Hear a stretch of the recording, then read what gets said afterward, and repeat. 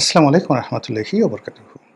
সম্মানিত দর্শক, আলোচিত জুলাই বিপ্লবী বা জুলাই যোদ্ধা এবং নতুন রাজনৈতিক দল এনসিপির শীর্ষস্থানীয় নেতা জনাব সার্জিস এবং জনাব নাসিরউদ্দিন পাটোয়ারি সাম্প্রতিক সময়ে তারা যে রাজনৈতিক বিপত্তির মধ্যে পড়েছেন এবং বলতে গেলে একটা অসম যুদ্ধ করতে গিয়ে প্রায় প্রতিদিনই তারা যেভাবে লাঞ্ছিত এবং অপমানিত হচ্ছেন, এতে করে আমাদের রাজনীতির যে এই মুহূর্তে যে সমীকরণ, সেই সমীকরণটি আসলে উল্টে যাচ্ছে। মূল ব্যাপার হলো যখনই আপনি কাউকে তুচ্ছ-তাচ্ছিল্য করবেন, ওটা যাকে আপনি তুচ্ছ-তাচ্ছিল্য করবেন তার জন্য একটা আশীর্বাদ হিসেবে দেখা দেয়। ফলে এখন সার্জিসকে এবং নাসিরউদ্দিন পাটোয়ারিকে যেভাবে পিটুনি দেওয়া হচ্ছে, আহত করা হচ্ছে, এতে করে তারা তাদের স্ব অবস্থানে আরও বড় হয়ে যাবে। শুধু আমাদের দেশে না, পৃথিবীর যে কোনো দেশে যখনই কাউকে খুব বেশি নির্যাতন করা হয়, জুলুম, অত্যাচার করা হয় কার উপর, কিংবা কাউকে মূল ট্র্যাকের বাইরে রাখার জন্য প্রাণান্ত চেষ্টা করা হয়, সে মানুষটি সেখান থেকে বের হয়ে আসলে নেতা হয়ে যান। সেই প্রাচীন জমানাতে দাস বিদ্রোহ, প্রথম রোমানদের মধ্যে যে দাস বিদ্রোহ হয়েছিল, সেই বিদ্রোহের নেতা যেভাবে তৈরি হয়েছিলেন, একইভাবে চে গুয়েভারা, তারপর Ellis Vladimir Lenin, Fidel Castro, আমাদের বাংলাদেশে বঙ্গবন্ধু শেখ মুজিবুর রহমান এবং ভারতে মহাত্মা গান্ধী, এই নেতাগুলো কিন্তু তুচ্ছ এবং তাচ্ছিল্য যারা করেছেন তাদেরকে তাদের মুখের উপরে মানে একটা ঐতিহাসিক জবাব দিয়ে তারা জাতির ভাগ্য বিধাতা বনে গিয়েছেন। এখনকার দৃষ্টিতে, আজকের দৃষ্টিতে যদি আপনি দেখেন, নাসিরউদ্দিন পাটোয়ারি কিংবা সার্জিস, এই দুজনের বৈশিষ্ট্য কী? সার্জিস ছোটোখাটো একজন মানুষ, নাসিরউদ্দিন পাটোয়ারি একটু উঁচু লম্বা আছে। দুজনেই গ্রামের মধ্যবিত্ত বা নিম্ন মধ্যবিত্ত পরিবার থেকে এসেছেন।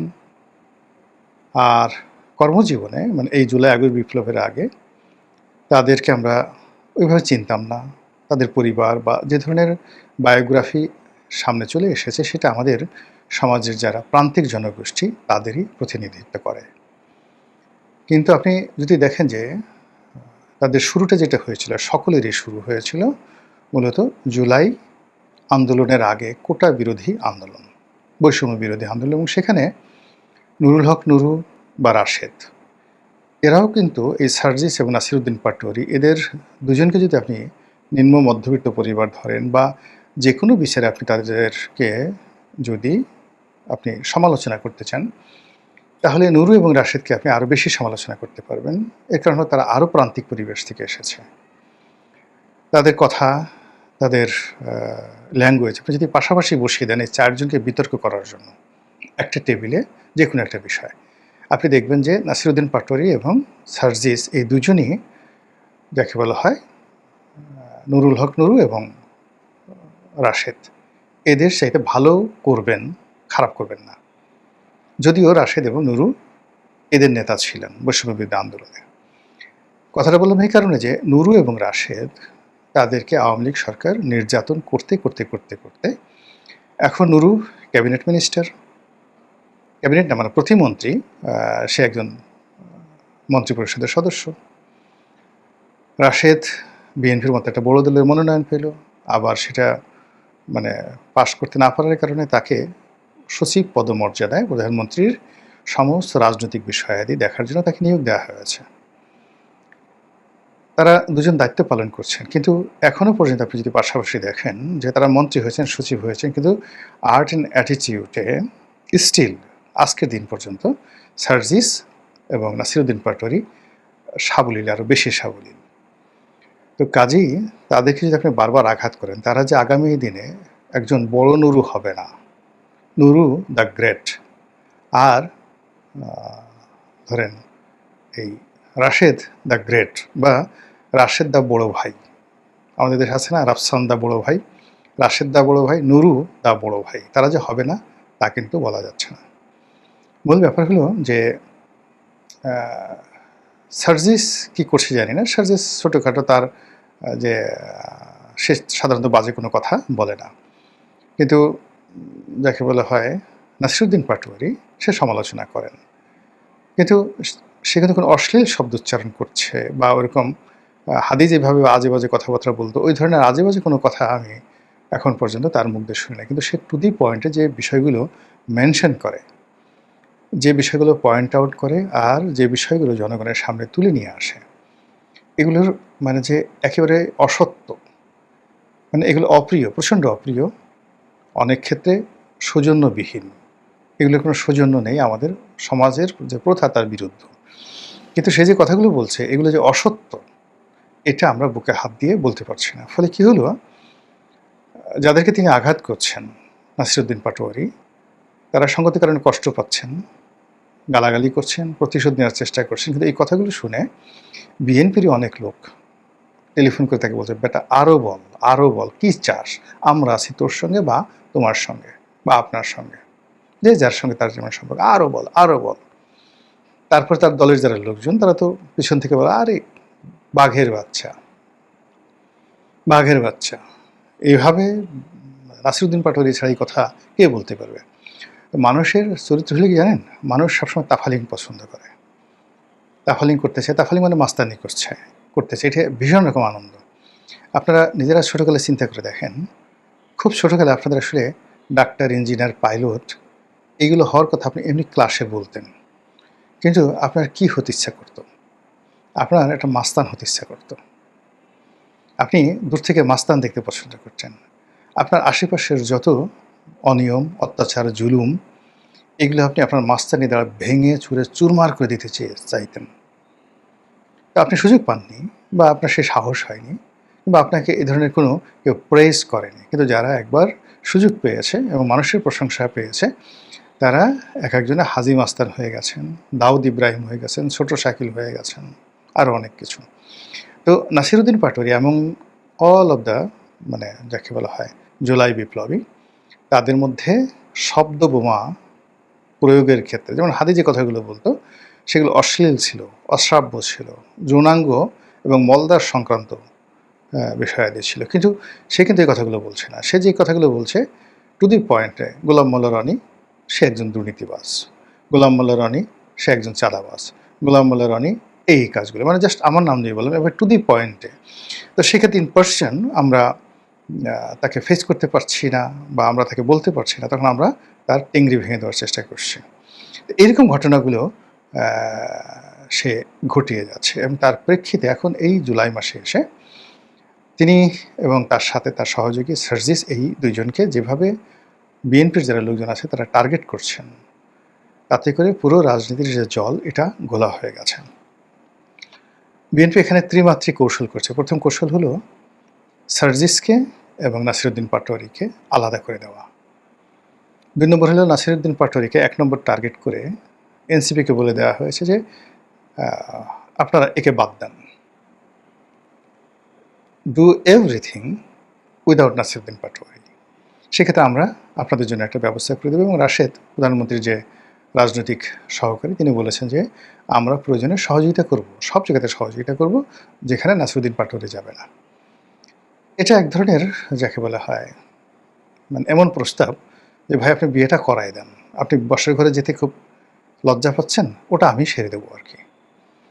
রাজনীতিতে আসলে প্রতিপক্ষের সুবিধা নিয়ে, দয়া নিয়ে, করুণা নিয়ে কখনোই কেউ রাজনীতি করতে পারে না, সাইন করতে পারে না। রাজনীতিতে কখনো তেলবাজি করে, দালালি করে, জুতো চেটে, পা চেটে একটা সার্টেন লিমিট পর্যন্ত সাস্টেইন করা যায়, মানে থাকা যায়, কিন্তু সাস্টেইন করা যায় না, সারভাইভ করা যায় না। এটা জাস্ট লাইক এ চা পানি খাওয়ার মতো, কিন্তু মূল ডিশ না। রাজনীতিতে টিকতে হলে লড়াই করে, সংগ্রাম করে করতে হবে। এবং নেতা হতে হলে, নেতা আসলে ফকির মিসকিনের মধ্যে থেকে কখনো নেতা হয় না। নেতাকে অর্থনৈতিকভাবে সবল হতে হবে, সচ্ছল হতে হবে, অন্য সবার সাথে শিক্ষিত হতে হবে, মার্জিত হতে হবে, সবার চেয়ে সাহস বেশি থাকতে হবে। তো সেক্ষেত্রে আমাদের রাজনীতির একটা অকাল হলো, আপনি নাসিরুদ্দিন পাটোয়ারি বলেন, সার্জিস বলেন, তারপরে অন্যান্য যারা বলেন, তারপর তাদের প্রতিপক্ষ যে সমস্ত লোকজন কথাবার্তা বলছে ঠিক সেম এজের, তাদের সঙ্গে যদি আগের জেনারেশন, জাস্ট 1 থেকে 2 জেনারেশন আগের আপনি 100 জন রাজনীতিবিদ দেখেন, যেমন আপনি নাজিমউদ্দিন আলমের কথা বলেন, বিএনপি নেতা নাজিমউদ্দিন আলম, বা ফজলুল হক মিলন, আরও বড় নেতার যাওয়ার দরকার নাই। তো এই নাজিমউদ্দিন আলম বা ফজলুল হক মিলন, এই দুজন লোক বসে থাকবে, আর এনসিপির এরকম 1000 ছেলে মেয়ে বসে থাকবে ফেয়ার জায়গাতে। এদের সামনে 5 মিনিট কথা বলার মতো অবস্থা এখনও এনসিপির কারো হয়নি। তো কাজে এনসিপি ঠিক সেই যোগ্যতাটা অর্জন না করে তারা যে কাজটি করার চেষ্টা করেছে সেটা হলো তাফালিং, কত দ্রুত সেই মানুষকে আকৃষ্ট করা যায়। আর আকৃষ্ট করার জন্য অনেক কাজ আছে। আপনি যদি লুঙ্গি উঠিয়ে আপনার পুটু মেয়েকে দেখায় দেন, লোকজন আপনি মুহূর্তের মধ্যে ভাইরাল হয়ে যাবেন। আপনি যদি এই 4-500 লোক খেতে বসছে, সেখানে বসে মোটামুটি একটু বায়ু ত্যাগ করেন, সঙ্গে সঙ্গে আপনি ভাইরাল হয়ে যাবেন। সবার মধ্যে আপনি একটা পিস্তল বের করেন, একটা গালাগালি দেন, কিন্তু আপনি একটা জায়গাতে ঢুকছেন, ঢোকার সঙ্গে সঙ্গে সমস্ত অ্যাটেনশন আপনার দিকে গেছে। এই জন্য আপনার কর্ম থাকা লাগবে, তো আপনার ট্র্যাক রেকর্ড থাকা লাগবে। সেই ট্র্যাক রেকর্ড না থাকলে কখনো নেতা হওয়া যায় না। তো এক্ষেত্রে যারা নবীন, তারা খুব দ্রুত নেতা হওয়ার জন্য, জনগণের আকর্ষণ লাভ করার জন্য, তাফালিং করার জন্য যে কাজগুলো করছেন, সেই কাজে তাদের যারা শক্তিশালী প্রতিপক্ষ, তারা প্রতিহিংসা পরায়ণ হয়ে পড়েছেন। এবং সেই প্রতিহিংসা পরায়ণতা ডে বাই ডে, যাকে বলা হয়, ভয়ঙ্কর হয়ে পড়েছে। যেভাবে নাসিরুদ্দিন পাটোয়ারিকে আক্রমণ করা হচ্ছে, অন দ্য লং রানে যদি নাসিরুদ্দিন পাটোয়ারিরা টিকে যান এই ধরনের জুলুম অত্যাচারের বিরুদ্ধে, তারা হয়তো নেতা হতে পারবেন, কিন্তু তাদের অন্য যে যোগ্যতাগুলো আছে, এডুকেশন, ফাইন্যান্সিয়াল স্ট্যাবিলিটি, মানুষের রেসপেক্ট গ্রহণ করার ক্ষমতা, তাদের সোশ্যাল ইনফ্লুয়েন্স, এখন আপনি নেতা হয়েছেন, কিন্তু আপনি একটা টেলিফোন করে কাউকে বললেন যে ভাই এটা ডিসি সাহেবকে, একটা সেক্রেটারিকে, একটা ডিআইজিকে এটা একটু করে দেন, সে যদি আপনার প্রতি শ্রদ্ধা পোষণ করে আপনাকে এই কাজটা করে না দেয়, আপনি জীবনে নেতা হতে পারবেন না, নেভার এভার ইন লাইফ। আপনি তাফালিং করতে পারবেন, এমপি হতে পারবেন, ভোট ডাকতে করতে পারবেন, আপনি প্রধানমন্ত্রীর দয়া নিয়ে মন্ত্রী হতে পারবেন, অনেক কিছু হতে পারবেন, কিন্তু কখনো নেতা হতে পারবেন না। তো যাই হোক, এখন আমাদের আসলে গত 2 বছর খুবই অস্থির একটা সময়। এই সময়ের মধ্যে আমরা বহু নেতাকে হারিয়েছি, যারা 50 বছরের রাজনৈতিক ক্যারিয়ার ছিল তাদেরকে হারিয়েছি। আবার বহু নেতাকে আমরা পেয়েছি যাদের 5 মাসেরও রাজনৈতিক ক্যারিয়ার ছিল না। আর এই সময়টাতে আমরা যাদেরকে দেখছি পক্ষে এবং বিপক্ষে, অনেককেই আমরা অনেক কথা বলতে পারছি না, অনেক কিছু আমাদের সহ্য হচ্ছে না, অঙ্গ জ্বলে যাচ্ছে, এবং আমরা স্পষ্টতই একটা অস্থির এবং অরাজক রাজনৈতিক যে পরিস্থিতি, সেই পরিস্থিতির মধ্যে পড়ে যাচ্ছি। আর তারই মধ্যে 2026 সনের জুলাই মাসে যেভাবে এনসিপির যারা নেতৃবৃন্দ রয়েছেন তাদের উপরে যেভাবে আক্রমণ চালানো হচ্ছে, আর প্রতিপক্ষ যেভাবে এই আক্রমণ করে গর্ব অনুভব করছে, তৃপ্তি অনুভব করছে, এটি আরও 10টি, মানে একটি অপরাধ আরও 10টি অপরাধকে দাওয়াত করে নিয়ে আসবে। একটি প্রতিহিংসা আরও 10টি প্রতিহিংসাকে দাওয়াত করে নিয়ে আসবে। এবং আমাদের এই সমাজে যখনই দুর্বলের পক্ষ থেকে কোনো আঘাত আসে, ও আঘাতটা মারাত্মক হয়, মরণ কামড় হয়। যে কোনো দুর্বল সাধারণত আক্রমণ করে না, কিন্তু দুর্বল যখন আক্রমণ করে তখন কিন্তু সেটা মারাত্মক হয়। আপনি চিন্তা করুন, ভারতবর্ষের ইতিহাসে যদি আয়রন লেডি বলা হয়, সর্বকালের সবচেয়ে কঠিন, কঠোর এবং নির্মম নিষ্ঠুর কোনো রাজনৈতিক নেতা থাকেন ভারতের ইতিহাসে, তিনি ইন্দিরা গান্ধী। আচ্ছা বলেন তো, তাকে কে মেরেছিল? একজন দুর্বল মানুষ, তার বডিগার্ড, সারাক্ষণ যে মাথা নুয়ে থাকতো, সে তাকে মেরেছিল। আচ্ছা, নথুরাম গডস কে ছিলেন? মহাত্মা গান্ধীকে যিনি গুলি করেছিলেন, তিনি একজন বিপ্লবী ছিলেন, কিন্তু তিনি বহুকাল ধরে, বহু বছর ধরে মহাত্মা গান্ধীর আশ্রমে যেতেন, বসে থাকতেন, দিনের পর দিন তার বক্তব্য শুনতেন, এবং তার একান্ত ভক্ত লোক ছিলেন, দুর্বল একজন মানুষ। তো দুর্বল একজন মানুষ যখন কাউকে আক্রমণ করে, প্রতিহিংসা পরায়ণ হয়ে যায়, তখন সেটা খুব ভয়ঙ্কর হয়, যে কোনো দুর্বলের। এখন নাসিরুদ্দিন পাটোয়ারিকে যদি আপনি দুর্বল মনে করেন, সার্জিসকে দুর্বল মনে করেন, তো সেক্ষেত্রে এই দুর্বল মানুষগুলো যখন বলছে যে আমি তারেক রহমান সাহেবকে প্রতিশোধ নেব, তারেক রহমান সাহেব এটা খুব আমার রক্ত ঝরিয়েছে, খুব খারাপ কাজ করছে, তাকে কাফফারা দিতে হবে, তাকেও রক্ত দিতে হবে। আপনি বোঝার চেষ্টা করেন, এই যে জিঘাংসা, এই জিঘাংসা কতটা ভয়ানক প্রতিক্রিয়া তৈরি করতে পারে। আপনি ইতিহাস পড়লে, আমি অন্তত 20 জন মানে লোকের নাম বলতে পারবো, আপনি যাদেরকে একেবারে তুচ্ছ তাচ্ছিল্য করেছেন, যেমন হযরত উমরকে যে হত্যা করেছে, হযরত আলীকে যারা হত্যা করেছে, আপনি পড়ে দেখেন। মানে কোনো তুচ্ছ তাচ্ছিল্য করা একেবারে সাধারণ মানুষ। যে কখনো কল্পনাই করেনি যে এই লোক হযরত আলীকে হত্যা করতে পারে। এই লোক হযরত উমরকে হত্যা করতে পারে। মানে উমর আরো ঠাট্টা করে ওই যে হত্যাকারী তাকে ঠাট্টা করে একদিন একটা কথা বলেছিল, "তুমি তো ভাবসাব এমন দেখাচ্ছ, কথাবার্তা বলছো, মনে হয় যেন তুমি আমাকে মেরেই ফেলবে।" অথচ তার হাতেই তার কিন্তু মৃত্যু হয়েছে। জঘন্যভাবে মৃত্যু হয়েছে। তো কাজেই এখানে আমি মনে করি রাজনীতিতে প্রতিহিংসা সৃষ্টি করতে হয় না, অসম কোনো যুদ্ধ করতে হয় না এবং দুর্বলদেরকে কখনো খেপাতে হয় না।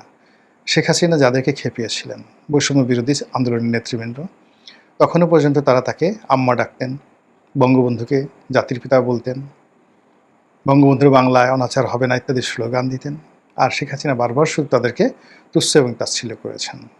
আর সেই তুচ্ছ তাচ্ছিল্যের পরিণামটা কী হয়েছে নিঃসন্দেহে আমরা সবাই খুব ভালো করে জানি।